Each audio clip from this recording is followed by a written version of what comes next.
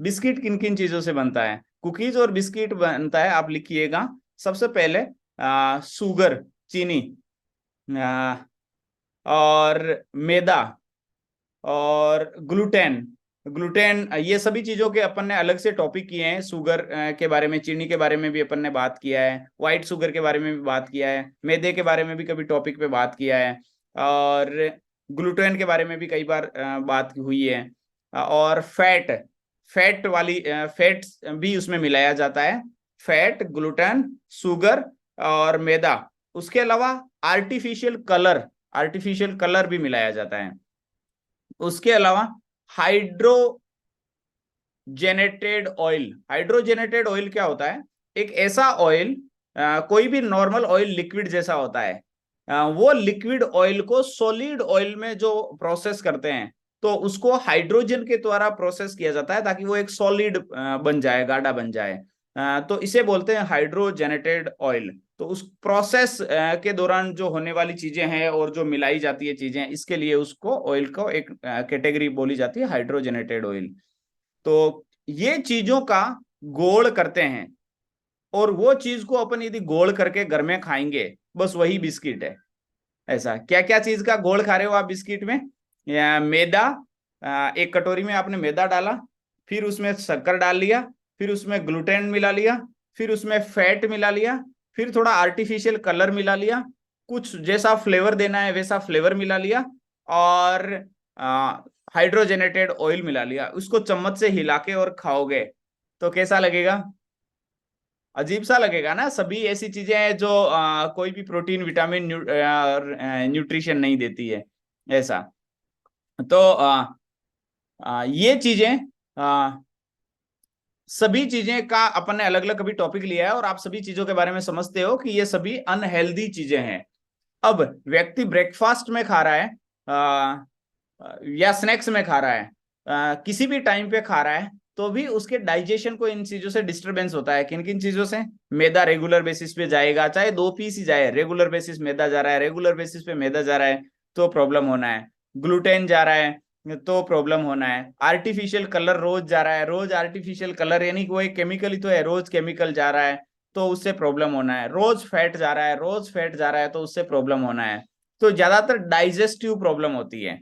आप बच्चों को, कई बिस्किट के ऊपर लिखा हुआ रहता है बच्चों के लिए ये अलाउ नहीं है, और अपन उतना लिखी हुई चीजों को तो नहीं देखते हैं। उनको लिखना क्यों जरूरी है? क्योंकि इतनी खतरनाक चीजें उनमें मिलाई हुई है कि उनको परमिशन, बेचने की परमिशन लेने के लिए ये सेंटेंस लिखना जरूरी है कि बच्चों के लिए अलाउ नहीं है।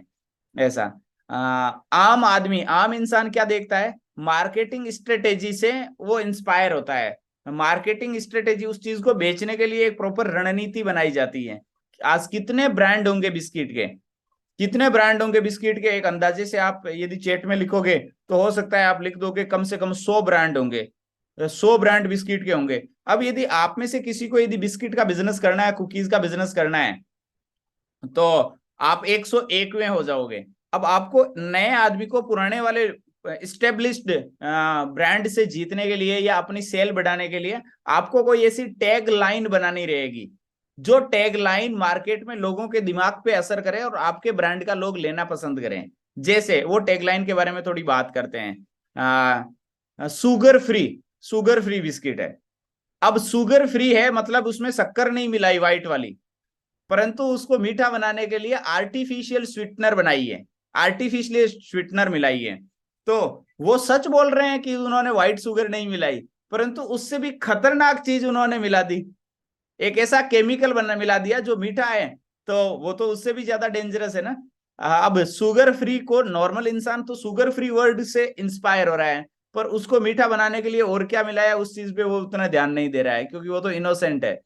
उसके अलावा एक और चीज बताई जाती है, कि ये मतलब डाइजेशन के लिए बढ़िया चीज है। तो वो चीज में डाइजेशन के लिए ओट्स, हाँ ओट्स वाले बिस्किट है कि ऐसा, मतलब कुछ बोला जाता है। तो उसमें ओट्स है, वो सही बोल रहे हैं, परंतु कितने परसेंट होंगे ये अपन माइंड नहीं करते हैं। ओट्स वाले बिस्किट है, इसका मतलब अपन ये सोचते हैं कि कम से कम 50% तो होंगे। और यदि वही चीज 1% निकले तो, वही चीज केवल 2% निकले तो, वो तो उनकी जगह सही बोल रहे हैं ना, 1% है ओट्स। परंतु वो 1% की उस मतलब आप उस लाइन से इंस्पायर होकर परचेज कर लेते हैं, आपका मतलब कोई भी व्यक्ति। तो हमें खान पान और डाइट प्लान के बारे में यहाँ पे बात करना जरूरी होता है, क्योंकि हम वेट लॉस के बारे में एजुकेशन देते हैं। और जब कोई भी व्यक्ति फैट, शुगर, मैदा, ग्लूटेन, आर्टिफिशियल कलर से 2 बिस्किट में कितनी कैलोरी हुई, और उस कैलोरी के साथ जब टी, कॉफी ऐड कर लेता है, चाय ऐड कर लेता है शुगर वाली, तो सोचो उस पे कितना कैलोरी हो जाता है। तो हम वेट लॉस में तो कैलोरी कट करवाते हैं, और चलो कैलोरी मिल गया, परंतु कैलोरी मिलता तो कुछ सेहत के लिए क्वालिटी वाली चीज तो मिलती, पोषण तो मिलता नहीं। तो पोषण मिला और कैलोरी और मिल गया, यानी इम्यूनिटी भी कम होगी, कमजोरी भी आएगी, थकान भी होगी, मूड भी ऑफ होगा, डाइजेशन भी डिस्टर्ब होगा, और वजन भी बढ़ेगा। एक वीडियो कल व्हाट्सएप पे आया मेरे पास, ऐसे ही कोई ग्रुप में, वो वीडियो मैंने डाउनलोड किया है, वो वीडियो मैं आपको यहाँ पे दिखाना चाहूंगा। आप खुद देखना, आप खुद देख करके मुझे लगता है हैरान हो जाओगे। अभी तक का टॉपिक आपको अंडरस्टैंड हुआ कि जब भी आप बिस्किट खाते हैं तो क्या चीजों का घोल करके आप पी रहे हो, ऐसा। तो मैं स्क्रीन शेयर करता हूँ। कैशू आमंड कुकीज, इसमें कितना कैशू और आमंड होगा? 50-60% तो होना चाहिए गुड डे में, अगर मैं कैशू और आलमंड देख रहा हूँ तो। आमंड 1.4% एंड कैश, देख रहे हो लाइन के नीचे केवल 1% आलमंड है और %0.5 कैशू है। काजू बादाम 1% से भी कम है, आप देख रहे हो ना स्क्रीन पे अंडरलाइन के नीचे, ऐसा। ये गुड डे में मतलब वो चीजें मार्केटिंग के लिए दिखाई जाती है, तो अपन सोचते हैं हाँ यार बात तो सही है। अब उस चीज की खुशबू आए इसलिए उसमें ऐसे फ्लेवर मिला दिए जाते हैं, ऐसा। और हाँ, ऊपर ही ऊपर इंग्रेडिएंट्स में आप देख सकते हो, मैदा है और पाम ऑयल है और शुगर है और नट्स है। अब नट्स पढ़ेंगे अपन, इसकी डिटेल नहीं देखेंगे कि कितना परसेंट है। आगे बढ़ते हैं। कैशू 0.4%, होल व्हीट मारी। The entire point of whole wheat इसकी इसमें मैदा नहीं होगा। इसमें 52% मैदा है और मैदा 52%, 19.5% whole wheat. This is being sold as NutriChoice. यानी होल मतलब मोटे अनाज वाले नाम पे जो बिस्किट होते हैं उनमें आप सोचते हैं कि मोटा अनाज है, इसका मतलब मैदा नहीं है। हाँ, मोटा अनाज बोला गया है तो मोटा अनाज है, परंतु वो किस क्वांटिटी में होगा, वो बहुत कम क्वांटिटी में होगा। होल व्हीट इसकी इसमें मैदा नहीं होगा। इसमें 52% मैदा है और 19.5% whole wheat. This is being sold as NutriChoice herbs. Ashwagandha, turmeric, tulsi, giloy, amla, 5 herb का मेंशन किए गए हैं और पांचों हर्ब मिला के 0.1% है। न्यूट्री चॉइस के लिए अभी किसी ने लिखा भी था ना चैटिंग में कि न्यूट्री चॉइस वाले का क्या कहानी है, तो ये न्यूट्री चॉइस वाले की कहानी है कि न्यूट्री चॉइस वाले में ये औषधियां है के। हाँ है औषधियां, मना नहीं है, पर कितनी है वो आपको देखना है कि ये न्यूट्री चॉइस कौन से ब्रांड का है, ये मुझे नहीं आइडिया, सबको आइडिया है ज्यादातर को। अश्वगंधा, टर्मरिक, तुलसी, गिलोय, आंवला, 5 हर्ब का मेंशन किए गए हैं और पांचों हर्ब मिला के 0.1% है। किसान हेजलनट चोको पीनट स्प्रेड, इसको देखना, ये भी कई बार घरों में बहुत यूज होता है। okay. इसमें हेजलनट है ही नहीं। हाँ, the name of the ketchup is fresh tomato ketchup. Fresh tomato ketchup, अपन सोचते हैं कि इसमें फ्रेश टमाटर का केचप है, नहीं, फ्रेश टोमेटो में टमाटर का केचप नहीं है, वो तो फ्रेश टोमेटो उसका नाम है, ऐसा, यानी ब्रांड का नाम है।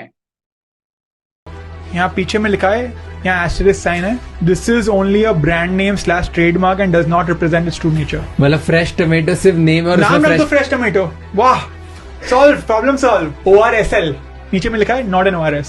उसका टर्न अराउंड करो, do not consume during diarrhoea. सब लोग कंज्यूम ORS उसी में करते हैं। तो यू आर जस्ट सेइंग कि ठीक है, लोग लिख रहे हैं, होगा उसका असर भी, बट 0.1%। जैसे वो होता है ना, डिटॉल में दिखाते हैं ना, एक कीटाणु बच गया, हाँ, ऐसे।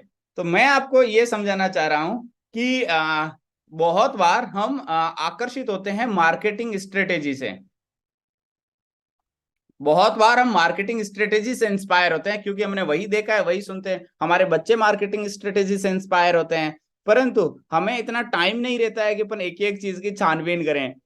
मैंने क्यों किया, क्योंकि मेरी जिम्मेदारी है आपको बताना। आपने मेरे को फीस पे किया है सीखने के लिए, जानने के लिए, समझने के लिए, तो इसलिए अपन यहाँ पे बात कर रहे हैं। यहाँ के अलावा दूसरी जगह ये टॉपिक की बात थोड़ी होती है। तो इसके लिए क्या आपके पास समाधान है? ऐसी बहुत सारी लाइफस्टाइल, रहन सहन, खान पान में सैकड़ों चीजें हैं जिनके बारे में आपको जानना जरूरी है, तो और आपको बताना जरूरी है। तो इसके लिए इस कम्युनिटी में बने रहते हैं, तो कभी किस टॉपिक के बारे में चर्चा होती है, कभी किसी टॉपिक के बारे में चर्चा होती है, और बहुत कुछ आपको जानकारी आ जाती है। अभी आपने एक्सरसाइज किया, ब्रेकफास्ट किया, ब्रेकफास्ट करते करते आपने टॉपिक सुन लिया और आपको कई सारी चीजों का माइंड ओपन हो गया। अभी आपकी परचेजिंग चॉइस बदल जाएगी, परचेजिंग चॉइस में असली एजुकेशन आ जाएगी, अवेयरनेस आ जाएगी, आपकी फूड चॉइस बदल जाएगी, आपकी फूड प्लानिंग बदल जाएगी। ऐसा तो नो प्रॉब्लम, ज्यादा लोड नहीं लेना है, मस्त रहना है। हमारी बॉडी बहुत मजबूत है, ये कुछ भी खतरनाक चीज को भी सहन कर लेती है थोड़ी बहुत मात्रा में, कुछ समय के लिए। परंतु रेगुलर मात्रा में खतरनाक चीजें जाए, बहुत क्वांटिटी में खतरनाक चीजें जाए, तो ये बॉडी हार जाती है। यदि बॉडी नहीं हारेगी, यदि इसको पोषण मिलता रहेगा, तो संतुलित मात्रा में प्रोटीन, विटामिन, मिनरल्स मिलते रहेंगे, तो ये खतरनाक चीजों से लड़ने के लिए और तैयार रहती रहेगी। परंतु खान पान में पोषण नहीं दिया तो इसकी ताकत बनी नहीं, और फिर आर्टिफिशियल फ्लेवर दे रहे हैं, शुगर दे रहे हैं, मैदा दे रहे हैं, पाम ऑयल दे रहे हैं, मतलब ऐसी गलत फैट दे रहे हैं, गलत टाइप का रेगुलर बेसिस पे कैलोरी जा रहा है, तो बॉडी हार जाएगी। तो आपकी बॉडी तो नहीं हारे, परंतु कितने लोगों को हमें बचाना है ये देखना है। अच्छा, बिस्किट और कुकीज क्या है, सबसे सस्ते आइटम होते हैं, नॉर्मली कोई ज्यादा कॉस्टली नहीं होते हैं और ज्यादा खराब नहीं होते हैं, इसके लिए पैकेट लाके घर पे रख लेते हैं। मेहमान भगवान होता है, इसके लिए इसकी सेवा करोगे अच्छे से, इसकी आओ भगत करोगे, तो उसकी सेवा के नाम पे उसको बोला जाता है, ले तू चाय पी भाई, ले तेरे लिए कोल्ड ड्रिंक मंगवाते हैं, ले आपको बिस्किट खिलाते हैं, ले आपको मिठाई खिलाते हैं, ले आपको नमकीन खिलाते हैं। यानी उसकी सेवा के नाम पे ऐसी पिटाई करते हैं अपन, ऐसी पिटाई करते हैं कि वो मतलब वो मना भी नहीं कर पाता, वो सोचता है अब मैं कैसे बचूं इस पिटाई से। वो कभी इधर हाथ मारेगा, कभी ये बोलेगा रुको रुको बहुत हो गया, बहुत हो गया, मतलब फिर भी वो बोलता है नहीं नहीं थोड़ा सा और खा, थोड़ा सा और खा, दो तो लो, आगे आगे खिसकाएंगे उस बॉवल को, कुकीज वाले को, लो थोड़ा सा तो खाओ।